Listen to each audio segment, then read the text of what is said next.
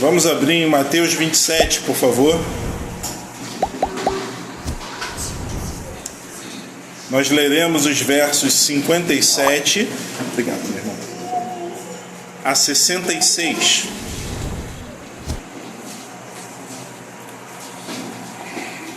Mateus 27, versos 57 a 66.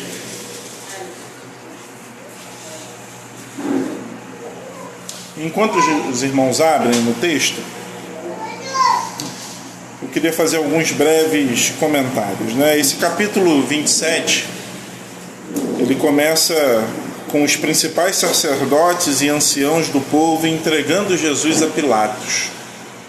Jesus ele é condenado à morte e segue-se então o momento da sua crucificação. E o capítulo 28 ele já vai iniciar com a ressurreição de Jesus. E normalmente a gente ouve muitas pregações, tanto sobre a crucificação, quanto sobre a ressurreição. Isso é bênção. Mas eu gostaria de falar com vocês hoje sobre esse intervalo. O que acontece entre a crucificação e a ressurreição de Jesus, que é o momento do seu sepultamento. Aqueles que puderem se coloquem de pé, eu lerei na versão Nova Almeida atualizada e diz assim, 27, 57, verso 57. Veio um homem rico de Arimateia chamado José, que era também discípulo de Jesus. Este foi até Pilatos e lhe pediu o corpo de Jesus. Então Pilatos mandou que o corpo lhe fosse entregue. E José, levando o corpo, envolveu-o num lençol limpo de linho e o depositou no seu túmulo novo, que ele tinha mandado abrir na rocha. E rolando uma grande pedra para a entrada do túmulo, foi embora. Estavam ali sentadas em frente ao túmulo Maria Madalena e a outra Maria. No dia seguinte, que é o dia depois da preparação, os principais sacerdotes e os fariseus se reuniram com Pilatos.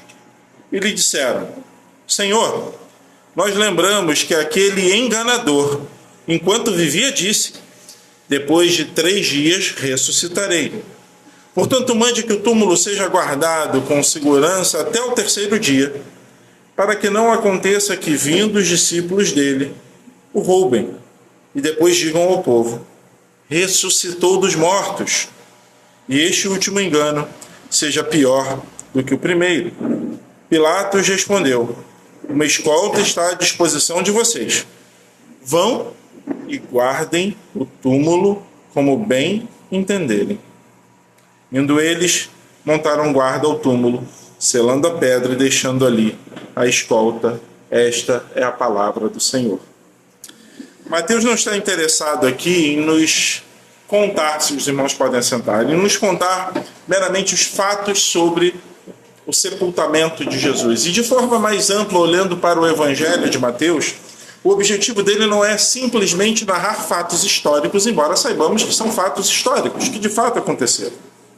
A pergunta que a gente deve fazer e que a gente vai procurar responder hoje é: que ensino sobre Deus Mateus quer passar para aqueles que leram naquela época, para nós que lemos hoje em 2024?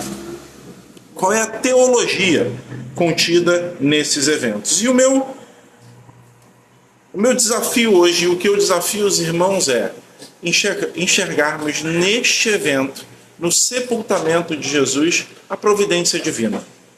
A soberana graça de Deus em ação, conduzindo todas as coisas e levando os seus planos perfeitos ao seu cumprimento. E quando a gente olha o texto de Mateus, nós vamos ver que essa breve narrativa que nós vemos aqui nesses versículos vão servir de uma preparação, ainda que involuntária, daqueles personagens que estavam ali participando ativamente daquele momento, para que Deus possa reivindicar seu Filho na ressurreição, que, como eu disse, acontece na sequência, logo no capítulo 28, que não é alvo da nossa mensagem hoje. Pode ser que nenhum dos personagens, nem Pilatos, nem os principais sacerdotes, nem os anciãos, nem as Marias, como está descrito aqui, nem José de Arimateia, pode ser que nenhum deles tivesse a exata noção do que estava acontecendo naquele momento. Mas eles certamente estão atuando de acordo com o plano perfeito de Deus. O objetivo aqui é hoje dividirmos essa mensagem em duas partes. Primeiro, dos versículos 57 a 61, e depois dos 62 ao 66, quando a gente então termina o texto que nós lemos. E se a gente pegar os primeiros versículos, os primeiros 4 versículos, 57, os 5 primeiros versículos, 57 a 61, você vai ver Jesus sepultado. Mas se vocês observarem, ele foi sepultado de uma forma surpreendente. E a gente pode se perguntar, por que surpreendente? E a primeira surpresa é que a gente vai ouvir falar de José de Arimateia. Essa é a primeira vez no texto de Mateus que surge a apresentação de José de Arimateia. E o texto também vai nos dizer que José de Arimateia não era um qualquer. O texto diz que ele era discípulo de Cristo. Embora a gente não tivesse ainda ouvido falar de José de Arimateia, ele era um discípulo de Cristo. E ele era um discípulo até então desconhecido. O Evangelho de João vai descrever que ele era um discípulo secreto. E por que secreto? A gente vai ver já na mensagem. Mas em vez dos 11, porque Judas já havia traído Jesus, já havia, inclusive, perdido a sua vida, em vez daquele círculo mais íntimo dos 11 mais próximos de Jesus, nós vamos ouvir falar de um discípulo pela primeira vez no texto bíblico. E isso tem um significado. Esse homem de que nós nunca ouvimos falar, ele vem sepultar Jesus. E aí, eu não sei se vocês se fazem essa pergunta ao lerem esse texto, mas por que os 11 não estavam ali? Por que aqueles que eram mais próximos de Jesus, aqueles que muitas vezes se retiravam com o mestre a fim de orar, se retiravam com o mestre a fim de terem as parábolas explicadas para eles que não eram explicadas para a multidão, por que esses 11 não estavam, ou pelo menos um deles não estava ali com Jesus naquele momento? Por que nenhum desses 11 foi reivindicar o corpo de Jesus para que ele fosse enterrado? Se a gente lembra de João Batista, os seus discípulos tiveram lealdade, devoção e eu diria até coragem. Porque quando João Batista é decapitado, o verso 29 do capítulo 6 de Marcos diz assim: os discípulos de João, falando de João Batista, logo que souberam disso, vieram, levaram o corpo dele e o colocaram num túmulo. Então João Batista foi sepultado pelos seus discípulos. E é curioso a gente ver que nenhum dos 11 mais próximos de Jesus estavam com ele nesse momento aqui do seu sepultamento. O que será que faltou a esses homens? Será que faltou a eles bravura?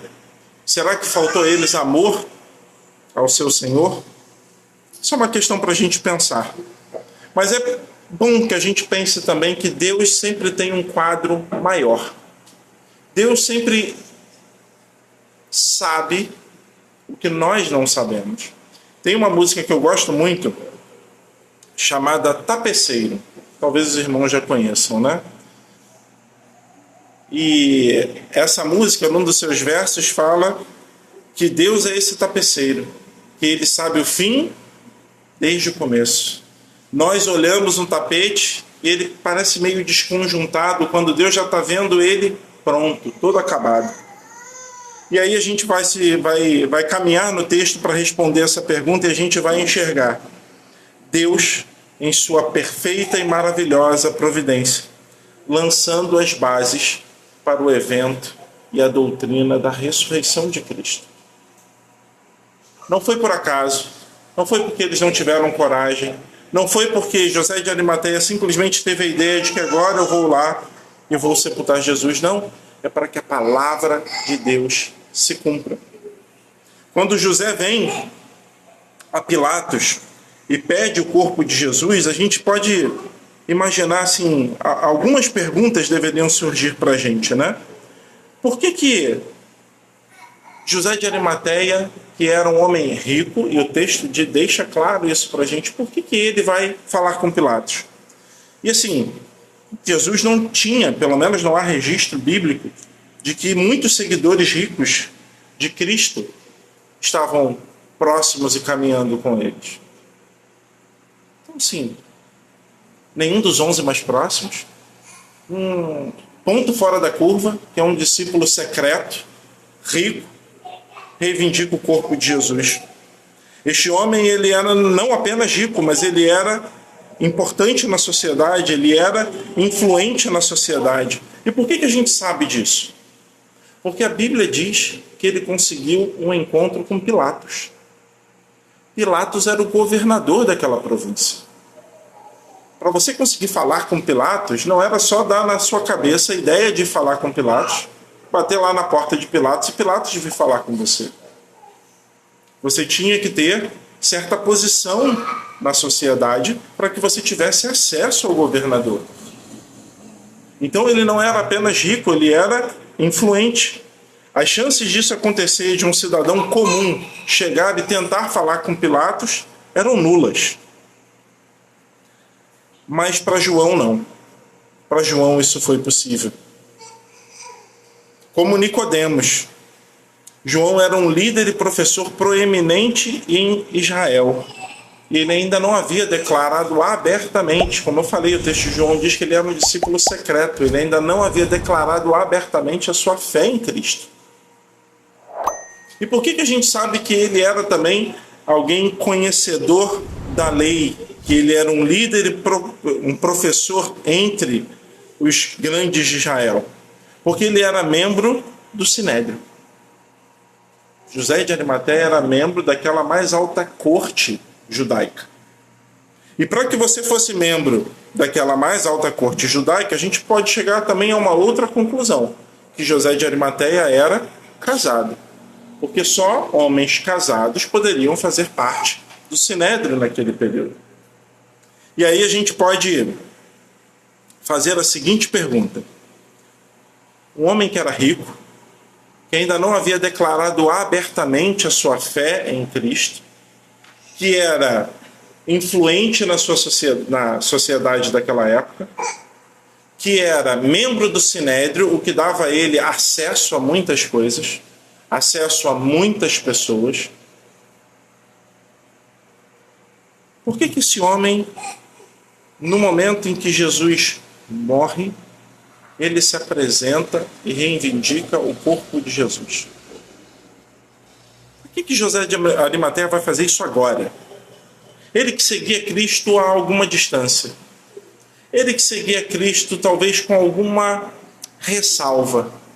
Por que agora que Cristo morre, ele então se apresenta reivindicando o corpo desse homem? A gente tem que sempre lembrar que nada acontece por acaso. A gente tem que se lembrar, como eu falei, que a providência divina está sempre controlando e guiando a história. O texto de Isaías 53, verso 9, vai dizer assim: designaram-lhe a sepultura com os ímpios, mas com o rico esteve na sua morte. Embora não tivesse feito injustiça, e nenhum engano fosse encontrado em sua boca. José de Arimateia não aparece por acaso. José de Arimateia aparece para cumprir o plano de Deus. José de Arimateia aparece para cumprir os perfeitos planos de Deus. E eu queria pedir a vocês que usassem um pouquinho da sua imaginação agora. Isso não está na Bíblia, mas eu vou me permitir especular um pouquinho aqui um diálogo de José de Arimateia com sua esposa. Eu já disse que ele era certamente casado, porque ele era membro do Sinédrio, e ser casado era um pré-requisito para ser membro do Sinédrio. E aí vocês imaginem o seguinte diálogo. José de Arimateia decide, então, que ele vai pedir o corpo de Jesus. E ele, antes de sair de casa, chega para sua esposa e comunica a ela essa decisão. Minha querida, eu vou até lá, eu vou reivindicar o corpo de Jesus. E aí o Posso imaginar a esposa de José dizendo algo como: José, você está maluco? Onde você está com a cabeça, meu amor? Imagina o seguinte: se você se identificar com ele, indo e pedindo o corpo, você coloca em risco toda a riqueza da nossa família, todas as posses que nós temos. Você será expulso da sinagoga. Nossos filhos não serão permitidos na sinagoga da cidade onde eles cresceram. Você perderá o seu status diante dos nossos amigos e das autoridades. Você será removido do sinédrio. E eu nem quero imaginar o que eles vão fazer com você, olhando o que eles fizeram com o homem que você vai pedir o corpo deles. Você não vai sair daqui, você não pode fazer isso. E afinal de contas, José, ele já está morto. O seu mestre morreu. Por que você não continua como você está agora? A gente está tão bem, está tudo tão certinho. Por que você quer fazer isso agora e expor toda a nossa família?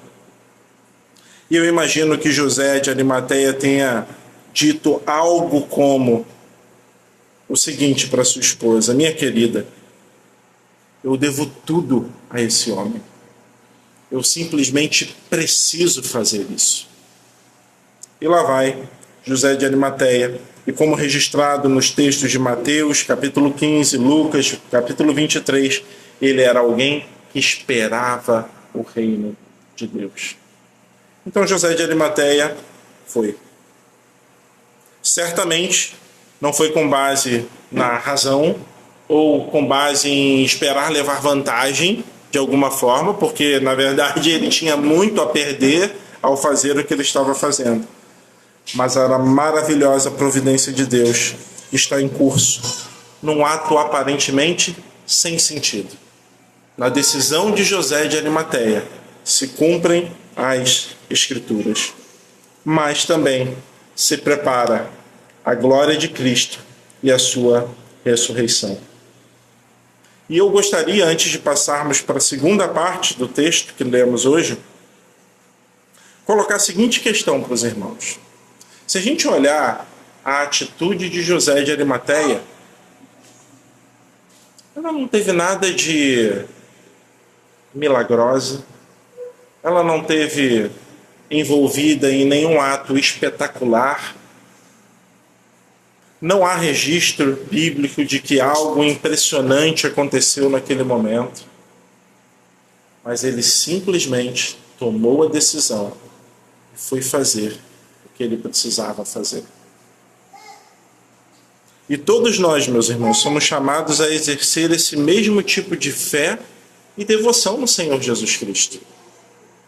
Uma fé que nos coloca todo o tempo com todas as coisas a perder, se a gente de fato quiser seguir o nosso Senhor. Nós somos desafiados a isso. A sociedade em que nós vivemos nos desafia a isso o tempo todo. É uma sociedade anticristã que quer apagar todos os vestígios que façam referência a Deus e exaltar tudo aquilo que é contrário às Escrituras. E cada um de nós é chamado a fazer o que José de Arimateia fez. Sem alarde, sem espetáculo, mas exercer uma fé vibrante, firme, de adoração ao nosso Senhor. O pastor de nossa igreja, o pastor Maurício, ele diz uma frase que é a seguinte: a fé comum, corriqueira e operosa é mais valiosa do que aquela que produz sinais e prodígios. Porque essa fé comum, corriqueira e operosa é a que a gente coloca em prática todos os dias. É a que a gente coloca em prática na nossa casa, é a que a gente coloca em prática quando a gente evangeliza alguém no nosso trabalho, é aquela que a gente coloca em prática quando a gente vai aconselhar alguém. Que a gente não despreze o que Deus pode fazer com pequenos gestos, como esse que José de Arimateia fez. Esse ato, ele não tinha nada de espetacular aos olhos de quem observava. E é bem possível que em algum momento José talvez pensasse o seguinte: talvez eu possa influenciar muitos outros homens na própria sinagoga se eu me mantiver aqui. Se eu não me expuser, se eu não for até lá, eles não vão saber que eu sou um discípulo de Cristo, mas eu creio no Mestre. Então eu terei a oportunidade de evangelizá-los. Eles não serão contra mim, mas eu estarei ainda junto com eles. Mas não foi isso que ele considerou. Ele simplesmente foi lá e fez o que precisava ser feito. E nós somos chamados ao mesmo, a nos levantarmos e fazer o que precisa ser feito. E o papel de José foi crucial para o cumprimento do decreto de Deus. Com o rico esteve na sua morte. Então não despreze, meu irmão, os pequenos gestos. Aquele folheto que você entrega, aquela breve palavra que você tem a oportunidade de falar com alguém que às vezes está na fila do supermercado ou que você encontra no seu trabalho. Não perca essas oportunidades. Porque Deus pode usar uma frase, um texto bíblico que está ali para mudar o destino eterno de alguém. E pode ser através de nós. Pode ser através de nós. Então não despreze o papel que nós temos de pregar o Evangelho. Nunca subestime como a sua fidelidade pode ser usada na providência de Deus. Nos versículos 57 a 51, Deus está agindo em sua amorosa providência. Enquanto os inimigos de Deus triunfam sobre o Senhor Jesus em sua crucificação. Cantavam, celebravam como se tivessem vencido o seu grande inimigo. Só que essa passagem do sepultamento, ela é especial, porque ela marca uma transição. A transição do aparente triunfo dos homens para a gloriosa ressurreição do nosso Senhor. O sepultamento é uma transição que testifica o triunfo da providência divina para nós. E Deus está preparando esse cenário. Deus está preparando todas as coisas. Cristo não foi à cruz quando aqueles homens quiseram. Cristo foi à cruz no momento exato que Deus determinou que ele fosse. A Bíblia registra em várias oportunidades que eles armaram ciladas, mas Jesus não era preso, não foi morto, porque ainda não era chegada a sua hora. Isso é Deus conduzindo todas as coisas para que a Ele seja dada a glória. Deus então está preparando esse cenário em que inúmeras testemunhas poderão dizer que Cristo estava de fato morto. Ele de fato foi sepultado e que ele de fato não estava naquele túmulo ao terceiro dia, quando voltaram para observar. Devoção, não importa o que possamos perder. Essa é uma passagem que vai nos lembrar também da importância de crer nas Escrituras. E crendo nas Escrituras, lendo as Escrituras, nos encharcando das Escrituras, confiar em sua providência. Paulo falando aos Coríntios, 1 Coríntios capítulo 15, versos 3 e 4, ele diz assim: antes de tudo entreguei a vocês o que também recebi, que Cristo morreu pelos nossos pecados, segundo as Escrituras, e que foi sepultado e ressuscitou ao terceiro dia, segundo as Escrituras. Tudo segundo a palavra do Senhor. Cristo morreu segundo o livro, ele foi sepultado por esse livro e ressuscitou dos mortos, como previsto neste livro. Deus ordenou todas as coisas para que a morte e o sepultamento de Jesus não pudesse ser colocado em dúvida. Esse evento aconteceu. Esse evento foi testemunhado por inúmeras pessoas. inclusive funcionários do governo, como eram os soldados que estavam guardando o túmulo, os líderes religiosos, todos eles conspirando para que nenhuma falsa ressurreição pudesse ser reivindicada pelos discípulos de Jesus. Afinal de contas, é isso que os líderes falam. Olha, aquele enganador, quando estava vivo, disse que ao terceiro dia ele ressuscitaria. Então vamos colocar ali uma guarda para evitar que os seus discípulos roubem o corpo e digam que ele ressuscitou. E sem saber, eles atuam exatamente como Deus está direcionando. E mais testemunhas observarão aquilo que as Escrituras já trazem como verdade para a gente. Se a gente for ler novamente os versos 62 a 66, os líderes judeus continuam as suas maquinações e os seus planos.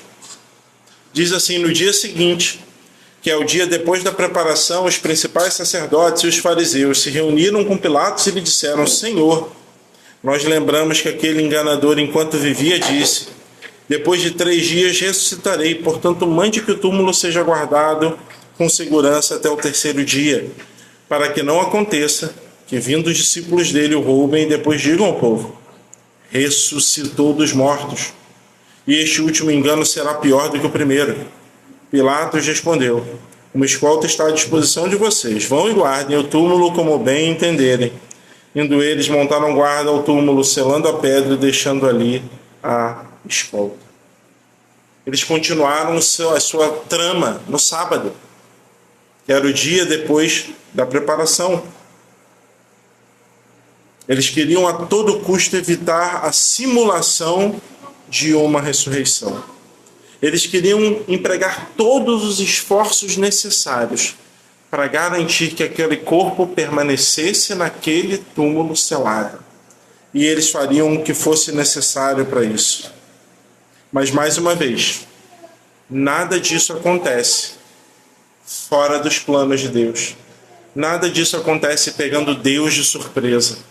Muito pelo contrário, é Deus conduzindo todas as coisas para defender a veracidade de seu Filho e mostrar o engano dos seus perseguidores.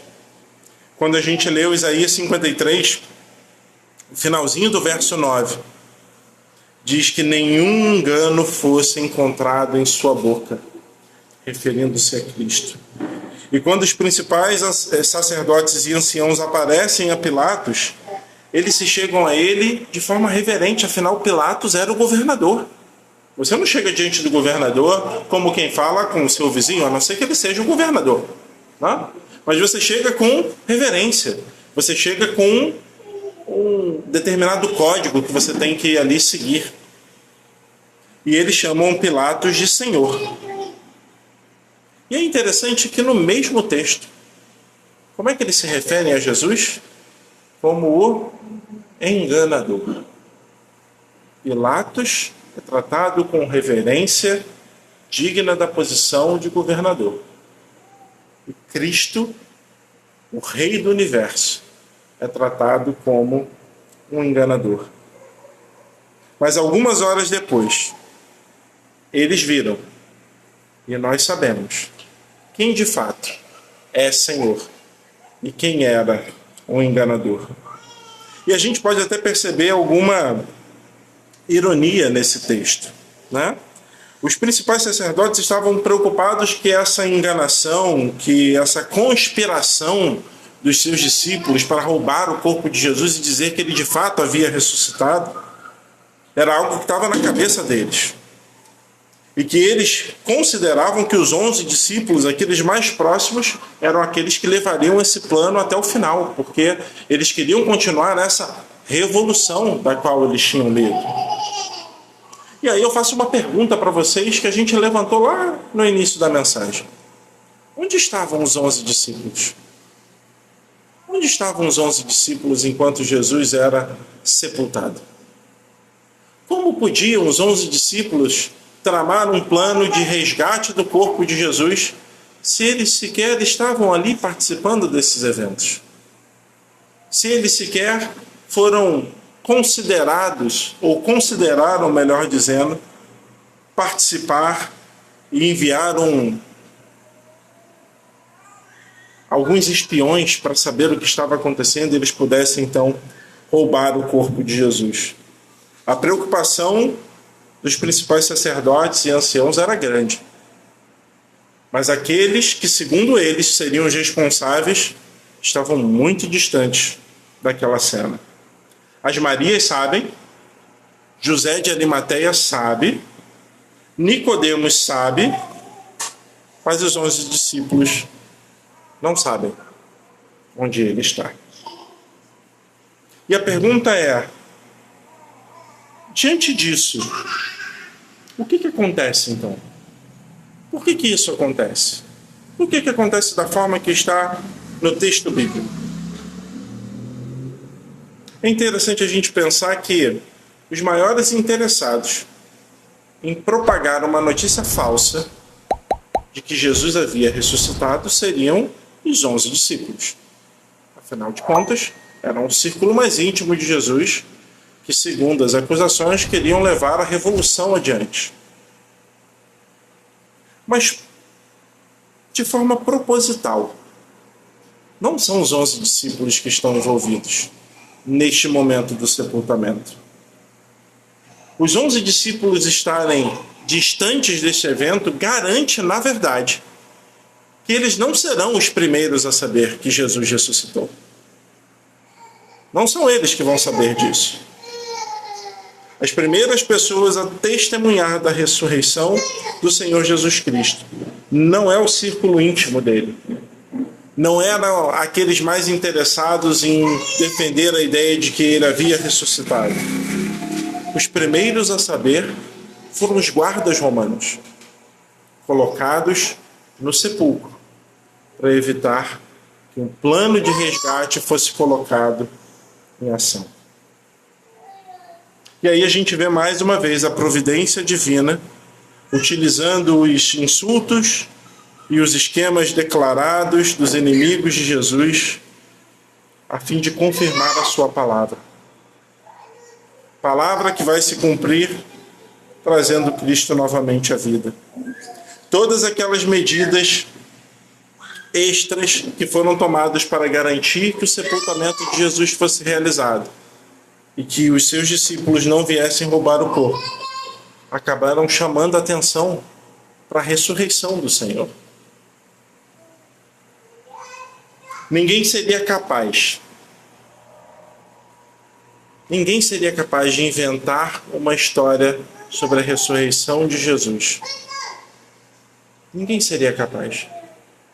Os seus discípulos talvez, mas mais uma vez, eles não estavam ali. Qual seria o interesse dos soldados romanos em inventar uma história sobre a ressurreição de Jesus? Não haveria interesse nenhum. Quem inventaria uma história sobre José de Arimateia, um discípulo improvável, vindo para reivindicar o corpo de Jesus para sepultá-lo? Seria muito mais fácil falar que foi Pedro, ou que foi João, ou Tiago, qualquer um desses. Mas José de Arimateia é um improvável.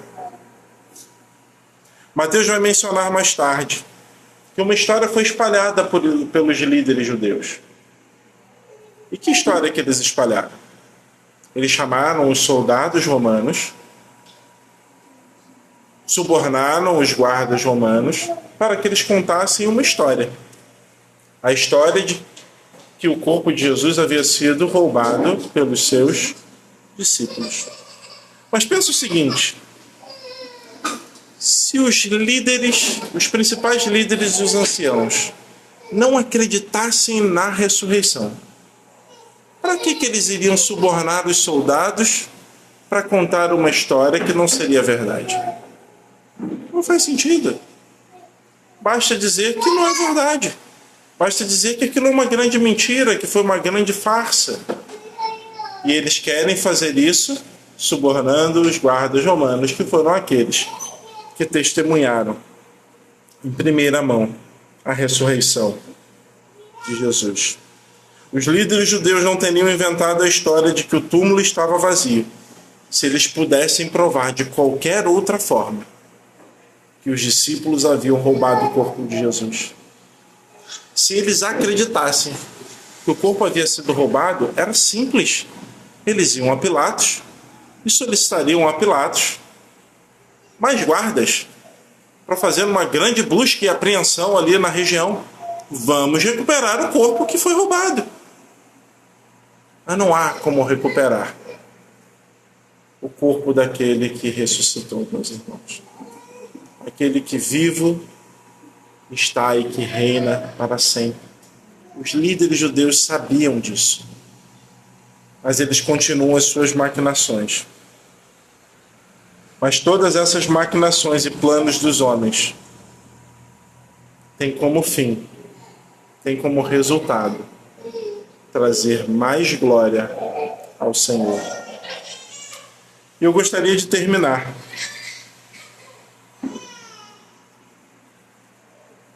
colocando para vocês que talvez a gente esteja em algum momento da nossa vida que a gente possa ser tentado a duvidar da providência divina, né?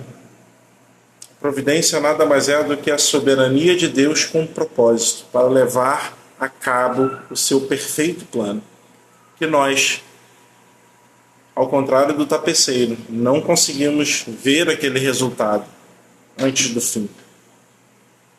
Talvez alguns de nós estejamos naquilo que os teólogos chamam de noite escura da alma, né? Que a gente não vê saída, que a gente não vê uma alternativa. Mas o que eu gostaria de encorajar os irmãos hoje é para que nós sigamos apegados à palavra. A palavra, meus irmãos, ela não passará. O Senhor irá cumprir a sua palavra. E a segunda coisa que eu gostaria de relembrar aos irmãos é que os pequenos gestos podem fazer toda a diferença. Você pode fazer toda a diferença na vida de alguém. Deus pode, pela sua infinita graça e bondade, usar cada um de nós aqui para encorajar, para confrontar o pecado do irmão. E trazer vida. Trazer vida. Então não espere por perfeição, não espere pelo momento ideal, não espere pela hora certa, porque o Senhor sabe qual é a hora certa. O Senhor sabe qual é o momento ideal. E os seus planos serão levados a cabo. José de Arimateia não estava ali por acaso. Os soldados romanos não estavam ali por acaso. Eles estavam ali porque o Senhor determinou. O Senhor, com seu plano perfeito, conduziu todas as coisas para que fosse assim, para que eles testemunhassem que o Cristo havia ressuscitado. A providência divina está em curso em todo o tempo. Que possamos crer nisso hoje e encontrarmos todos os benefícios que não são os benefícios que muitos púlpitos falam hoje. Não ter problemas, ter dinheiro, ter. Se você tem saúde, então você é abençoado. Se você tem alguma doença, então você está fora das bênçãos de Deus. E sigamos apegados às Escrituras, meus irmãos. E que o Senhor nos abençoe.